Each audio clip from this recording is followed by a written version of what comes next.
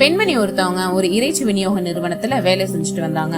ஒரு நாள் தன் வேலை முடிந்ததுக்கு அப்புறமா ஏதோ ஒன்றை சரிபார்க்கும் பொருட்டு குளிர் அறைக்குள்ள சென்றாங்க.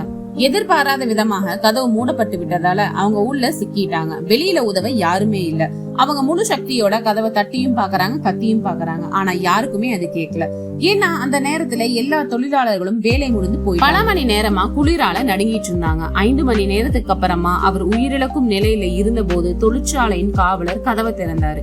அதனால அவங்க அற்புதமா உயிர் பிழைச்சாங்க. அதுக்கப்புறமா அவங்க காவலர் கிட்ட கேக்குறாங்க, உங்களோட வழக்கமான பணி இல்லாம எப்படி என்ன தேடி கதவை திறந்தீங்க? நான் இந்த தொழிற்சாலையில பல ஆண்டுகளா வேலை பார்த்துட்டு வர்றேன். தினமும் 100கணக்கானவங்க வருவாங்க போவாங்க. ஆனா காலையில எனக்கு வணக்கம் கூறி மாலையில வேலை முடிந்ததுக்கு அப்புறமா பாய் நாளை சந்திப்போம்னு சொல்லிட்டு போறவங்க நீங்க மட்டும். இன்னைக்கு காலையில நீங்க வழக்கம் போல எனக்கு வணக்கம் சொல்லிட்டு போனீங்க.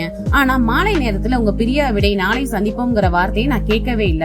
அதனால ஏதோ தவறு நடந்திருக்குமோ நினைச்சு நான் தொழிற்சாலை முழுவதும் சோதிக்க வந்தேன். அதனாலதான் நான் உங்களை சிறிய வார்த்தைகளான வணக்கம், பிரியா விடை போன்றவை கூட ஒருவரின் வாழ்க்கையை காப்பாற்றக்கூடியவை. அன்பும் மரியாதையும் கொண்ட நடத்தை எப்போதுமே பிறருக்கு முக்கியமானது. நன்றி.